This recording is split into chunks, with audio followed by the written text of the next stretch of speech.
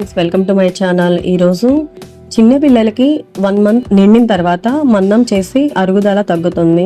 ఇది తాపడం వల్ల పిల్లలకి అరుగుదల బాగా పనిచేస్తుంది. ఇలా తాపాక పిల్లలకి కాలు చేతులు ఇలా లాగాలి. ఇలా లాగడం వల్ల ఏంటంటే నరాలు సాఫీగా అవుతాయి. జీర్ణం పాలు జీర్ణం అని అనుకుంటూ తాపుతూ ఉంటారు పెద్దవాళ్ళు. మా నాయనమ్మ అలాగే తాపింది. ఈ పౌడర్ని రెడీ చేసేసుకున్నాక గాజు సీసాలో స్టోర్ చేసేసుకోవాలి. ఒక గిన్నెలో చిటికెడంతా వాంపొడి తీసేసుకొని, మా బాబు 6 నెలల తర్వాత దీన్ని తాగలేదు.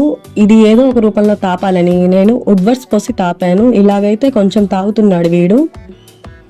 6 నెలల తర్వాత ఏంటంటే మనం అన్నప్రాసన చేసి ఏ ఊటి పెడుతూ ఉంటాం కాబట్టి అరుగుదల కొంచెం బాగా తగ్గి మందం చేస్తూ ఉంటుంది. అందుకని దీన్ని తాపుతూ ఉండాలి.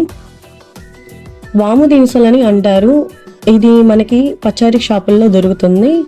ఇవి తెచ్చుకున్నాక 1 day మనం ఎండబెట్టేసేసుకొని పౌడర్ చేసేసుకోవాలి.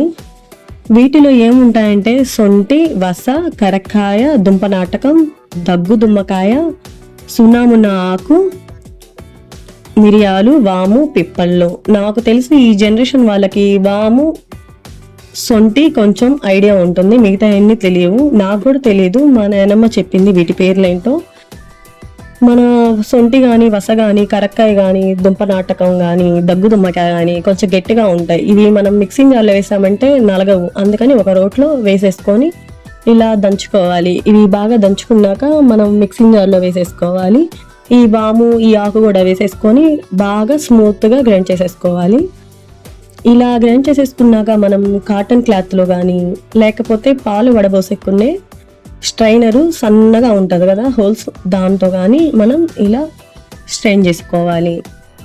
మనం ఈ పౌడర్ పట్టుకున్నామంటే చాలా సాఫ్ట్గా స్మూత్గా ఉండాలి. నలకలు ఏమీ తగలకూడదు. చిన్నపిల్లలు కాబట్టి వాళ్ళకి నోట్లో అడ్డం పడతాయి. అందుకని చాలా సాఫ్ట్గా చేసేసుకొని ఈ పౌడర్ని వాడుకోవాలి. ఈ వాము పొడి తాపడం వల్ల పిల్లలకి అరుగుదలకి బాగా పనిచేస్తుంది. పిల్లలకి డైజెషన్ బాగా పనిచేస్తుంది. కడుపులో నొప్పి తగ్గి పిల్లలు బాగా నిద్రపోతారు. ఇది పిల్లలకి ఇవ్వడం వల్ల ఫ్రీ డైజెషన్ అవుతుంది. ఆకలి కూడా వేస్తుంది.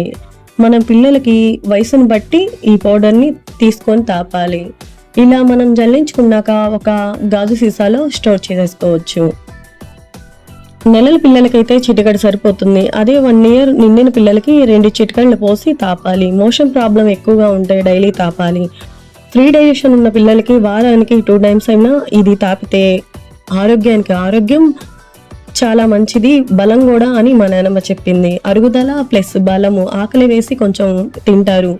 ఫస్ట్ ప్రాసెస్ ఏంటంటే ఈ వాము పొడి ఉగ్గిన్నెలో ఒక చిటికడ పోసుకున్నాక ఆముదం కొంచెం, తల్లిపాలు కొంచెం కలుపుకొని బాగా చేత్తో బాగా కలపాలి. ఇలా కలుపుకున్నాక తాపాలి. ఆముదం కాబట్టి మా బాబు చూడండి ఎలా తాగుతున్నాడు. అదే వుడ్వర్స్ పోసామనుకోండి తీయగా తగులుతూ తాగుతారు. కానీ 6 నెలల లోపల పిల్లలకి ఇలా ఆముదము మనకి గానుగుల దగ్గర తెచ్చుకొని, ఇప్పుడు కోల్డ్ ప్రెస్ ఆయిల్స్ వస్తున్నాయి కదా, అలాంటి ఆముదం తెచ్చుకొని తాపితే పిల్లలకి కూడా చాలా మంచిది. ఇలా పిల్లలకి ఎన్నో ఆరోగ్య ప్రయోజనాలు ఉన్న వాము పాలు మీరు కూడా తాపండి. చిన్నప్పుడే కదా తాపేది, పెద్దయ్యాక తాపరు.